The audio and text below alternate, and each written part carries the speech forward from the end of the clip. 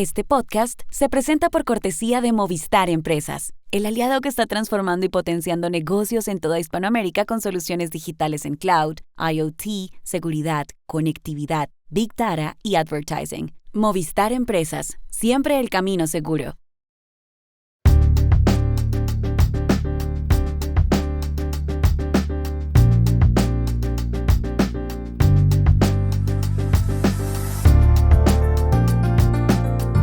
Hoy les hablaremos de Nicolas Sarkozy, primer presidente de Francia en ir a la cárcel.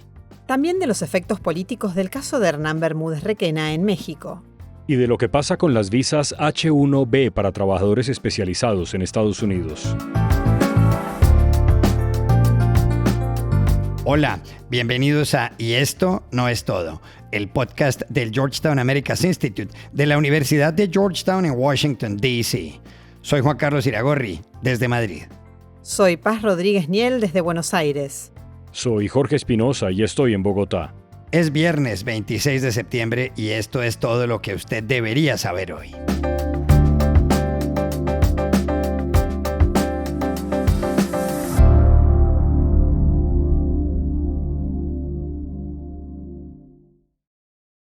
En Francia se dictó ayer una sentencia que ha entrado en la historia.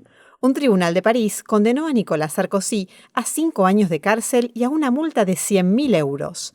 De esa forma, el político conservador se convertirá en el primer expresidente francés en entrar en prisión. El tribunal concluyó que de 2005 a 2007, cuando Sarkozy era ministro del Interior, permitió que gente de su entorno consiguiera para su campaña presidencial dinero del régimen de Muammar el-Gaddafi en Libia a cambio de un trato favorable. Sarkozy fue presidente de 2007 a 2012. Tras escuchar la sentencia junto a su esposa Carla Bruni, Sarkozy, de 70 años, criticó el fallo y dijo que la gran conclusión del tribunal es que él debe pasar 5 años en prisión a donde deberá dormir. Y que él dormirá así, en prisión, pero con la cabeza alta porque es inocente. Et la conclusion qu'en tire le tribunal, c'est que je dois passer 5 années en prison. Et s'ils veulent absolument que je dorme en prison, je dormirai en prison. Mais la tête haute. Je suis innocent. Con Sarkozy fueron condenados, entre otros, 2 exministros suyos, Brice Hortefeux y Claude Guéant. El tribunal lo citó el 13 de octubre para acordar la fecha de su apresamiento. Por su edad, el expresidente podrá solicitar prisión provisional, siempre y cuando lo haga desde la cárcel. Últimamente, otros políticos franceses han recibido castigos de la justicia. En 2011, Jacques Chirac, que fue presidente entre 1995 y 2007, fue condenado a 2 años de cárcel que no tuvo que cumplir, todo por crear falsos puestos de trabajo como alcalde de París entre 1977 y 1995. Y este año fueron condenados el ex primer ministro conservador François Fillon por haber nombrado ficticiamente como asistente parlamentaria a su esposa y la líder de Reagrupamiento Nacional, Marine Le Pen, por haber usado fondos como eurodiputada para pagar cosas de su partido en Francia. Algunas voces dicen que estas condenas se deben a que en Francia hay ahora más corrupción, otras a que las leyes son más duras. ¿Cuál es la verdad? Hablamos ayer con Jean Basset, politólogo de Sciences Po Burdeos y profesor de Ciencia Política de la Universidad del Rosario. Realmente dudo que haya más corrupción que en el pasado, incluso puede haber menos en realidad. Había muchísimo más problemas a nivel de financiamiento de la vida política en Francia en las últimas décadas del siglo pasado de los que hay en este momento, probablemente. Efectivamente, yo creo que en parte hay un tema de endurecimiento de las reglas, de las leyes y de las sanciones sobre el tema de la corrupción en política. Lo hemos podido comprobar recientemente con otros asuntos, con la condena de Marine Le Pen, por ejemplo, que ha hecho hablar mucho, del ex primer ministro François Fillon, y bueno, de Alain Juppé, también otro ex primer ministro. Bueno, varias personalidades políticas de primer plano que han sido condenadas por asuntos de corrupción recientemente, y eso responde a un cambio en la legislación que efectivamente es una demanda de una mayor severidad hacia los políticos por parte de la opinión pública. Incluso pues unos cambios en las reglas que han generado polémica, particularmente en el tema de la ejecución de las penas sin esperar la apelación, como ha pasado en el caso de Marine Le Pen, por ejemplo. Entonces hay efectivamente un endurecimiento de las penas en este sentido. El otro asunto quizás que toca más precisamente el tema del presidente en Francia. Se asumía durante mucho tiempo que el presidente era casi intocable.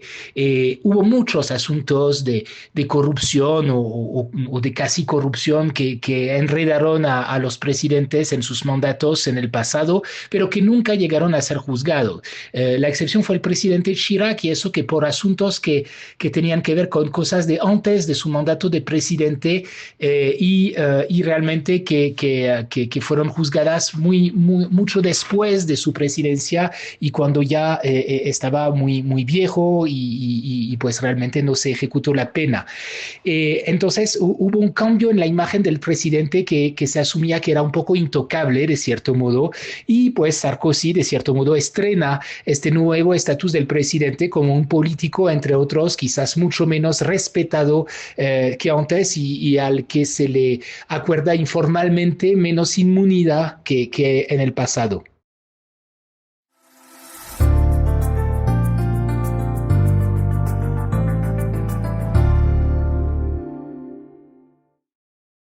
En México se habla mucho por estos días de un caso judicial que tiene que ver con un exsecretario de Seguridad de Tabasco. Se trata de Hernán Bermúdez Requena, que ocupó el cargo cuando el gobernador de ese estado era el hoy senador Adán Augusto López, entre 2019 y 2021.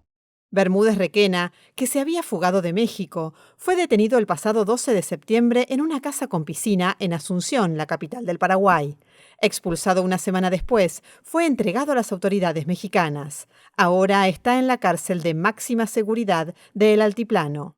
En México se le acusan de diversos delitos al haber sido el líder de La Barredora, organización criminal de Tabasco controlada por el cartel Jalisco Nueva Generación. Conocido por alias como El Comandante o El Abuelo, puede enfrentar una pena de 158 años de cárcel. El problema es que su caso puede salpicar a Adán Augusto López, que es el jefe de la bancada en el Senado de Morena, el partido político de la presidenta Claudia Sheinbaum. El martes, oigan esto, una diputada del Partido de Acción Nacional, el PAN, María Elena Pérez Jaén, dijo esto. Lo que ya materialicé fue la ratificación de la demanda de juicio político en contra del senador Adán Augusto López Hernández. Pues con los hechos ya conocidos, para que pues esta circunstancia se remita a la subcomisión y luego se pueda llevar al pleno en la votación. Lo que estoy intentando con esto es que sea pues desaforado y posteriormente sea destituido e inhabilitado por lo menos 20 años y en su caso que se aperturen pues los procesos penales correspondientes. ¿Qué impacto tiene el caso en Morena, el partido fundado por el expresidente Andrés Manuel López Obrador y en su copartidaria la presidenta Claudia Sheinbaum? Llamamos ayer a Carolina Gilas, profesora de Ciencia Política de la Universidad Nacional Autónoma de México, la UNAM. Juan Carlos, creo que es muy interesante la manera en que planteas la pregunta, diferenciando entre efectos hacia Morena y hacia la presidenta Sheinbaum.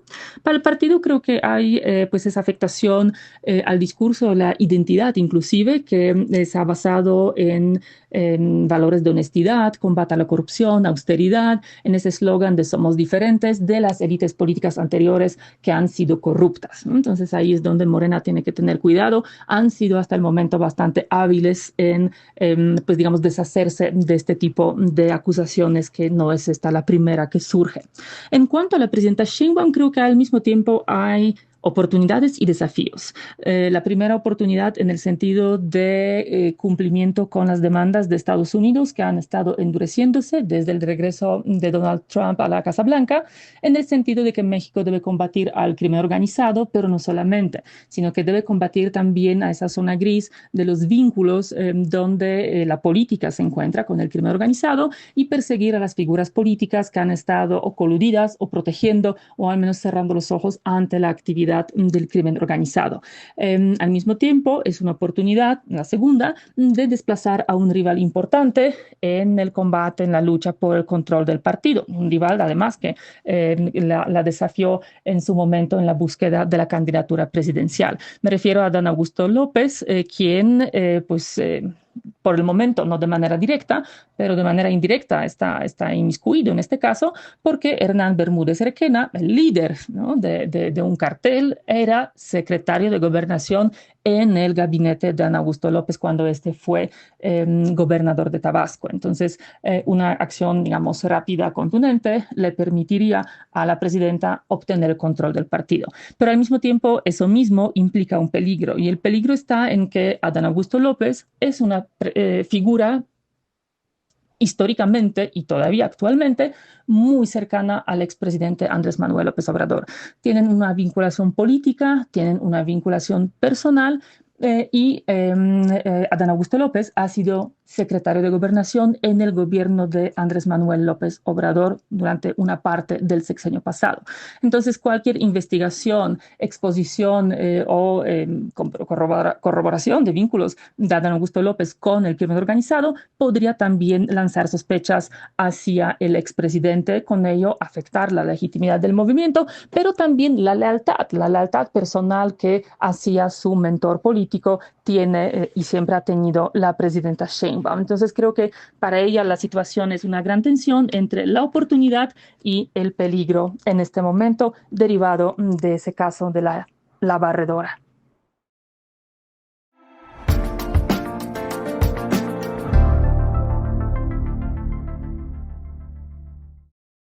Este podcast se presenta con el apoyo del Grupo Tecnoglass, el poder de la calidad. Diseñamos, fabricamos y comercializamos vidrios, ventanas y fachadas de calidad mundial. Más información en www.tecnoglass.com.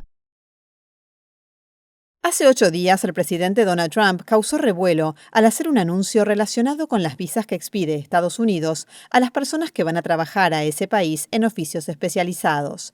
Estaba relacionado con una cifra muy alta que debían pagar en adelante los interesados. El anuncio impactó incluso dentro de algunos aviones a punto de despegar. Fue el caso de un jet de Emirates, donde el capitán entendió que en ese instante muchos pasajeros decidieron no viajar a la India, temerosos de que al regresar les cobraran miles de dólares. El sonido no es muy bueno. Ladies and gentlemen, it's the captain speaking. Due to the current circumstances, obviously, that are unprecedented for us here at Emirates, we are aware that a number of passengers do not wish to travel with us, and that's perfectly fine. All we ask is that if you wish to offload yourself, you do so. ¿Cómo entender todo lo que ha pasado en estos días con respecto a las visas H-1B, que es algo que afecta también a miles de latinoamericanos? Llamamos ayer a Washington, D.C. a la periodista y corresponsal Dori Toribio. Juan Carlos, han pasado varias cosas. Primero, el 19 de septiembre, el presidente Trump firmó una proclamación para restringir la entrada a Estados Unidos a aquellas personas con visas H-1B, excepto si han pagado una tasa adicional de $100.000. Y la entrada en vigor fue inminente. El domingo 21 a las 12:01 de la medianoche, lo que generó un enorme caos porque el documento daba muy pocos detalles. La Casa Blanca aclaró después de la firma que esos $100.000 son una sola cuota que pagarán las empresas y no un cargo anual. Y además que aquellas personas con sus visas H-1B ya aprobadas y vigentes no tienen que pagar y pueden entrar y salir de Estados Unidos sin problemas. La orden tampoco aplica a aquellos que renueven sus visados. Por lo tanto, solo afectará a todos aquellos con nuevas visas y solicitudes presentadas después del 21 de septiembre. Trump, que así da un paso más en sus políticas migratorias, restringiendo también la inmigración migración legal, asegura que hay un abuso de este programa de visados para profesionales extranjeros cualificados con trabajos especializados y habilidades excepcionales en un campo. Muy utilizado este visado, sobre todo por las grandes empresas tecnológicas. Dice Trump que eso satura el sistema migratorio y que las empresas han explotado el programa, perjudicando a los trabajadores estadounidenses. Y ojo, esas denuncias de ese supuesto abuso llevan circulando aquí en Washington desde hace años y desde todos los partidos. Además, el gobierno de Trump lanzó esta semana la operación Firewall para investigar a las empresas y propone reformar todo el proceso de selección del visado, que hasta ahora se hacía con un sistema de lotería.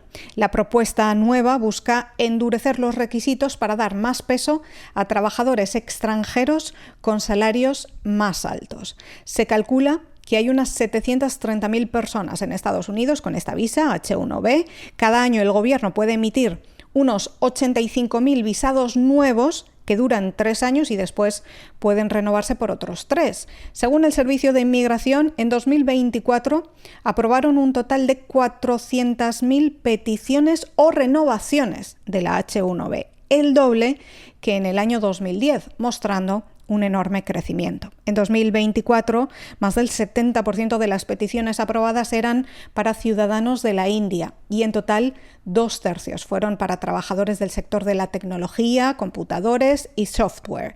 Los grandes beneficiados son los gigantes. En primer lugar, Amazon, con más de 10.000 visas en la primera mitad de 2025. Después, Microsoft, Meta, Apple y Google, con 4.000 cada una. Trump ha recibido aplausos de empresas como Netflix, pero también grandes críticas de organizaciones migratorias que advierten que esa cuota solo pueden pagarla los grandes. Pero ¿qué pasará con médicos, investigadores o ingenieros en pequeñas compañías que también tienen esas visas y ahora preparan demandas? Y estas son otras cosas que usted también debería saber hoy. El presidente de la Autoridad Nacional Palestina, Mahmoud Abbas, dijo ayer en la Asamblea General de la ONU que el grupo Hamás no tendría vínculos con el gobierno del eventual Estado palestino, reconocido por 157 de los 193 países de la organización. Por otro lado, Microsoft eliminó ayer el acceso de Israel a la tecnología que usaba para supervisar las llamadas telefónicas que hacen los palestinos civiles en Gaza y Cisjordania. Starbucks, compañía fundada en Seattle en 1971, cerrará 430 tiendas en Estados Unidos debido a su situación económica. El problema reside en que la empresa no ha dado ganancias en los últimos 6 cuatrimestres, es decir, en el último año y medio, con lo cual quedará ahora con 18.300 locales en todo el país. Starbucks opera en más de 80 naciones y tiene más de 30.000 tiendas abiertas a escala mundial. El martes, la noche de su regreso a la cadena ABC de Estados Unidos, el show de Jimmy Kimmel batió todos los récords de audiencia. Según la firma Nielsen, su monólogo fue visto por 6,3 millones de personas en ese país, cuando lo normal es que lo vean 1,7 millones. En YouTube las cifras también fueron muy grandes. Ayer, al momento de grabar este podcast, el monólogo de Kimmel había sido visto 21,4 millones de veces. Y aquí termina Y esto no es todo, donde siempre habrá más. En la producción estuvo John F. Burnett. Pueden suscribirse a este podcast en nuestro sitio web y esto no es todo.georgetown.edu, seguirnos en nuestras cuentas de X y de Instagram, @y esto no es todo, y buscarnos en nuestro canal de YouTube. Gracias por oírnos. Chao, hasta la próxima.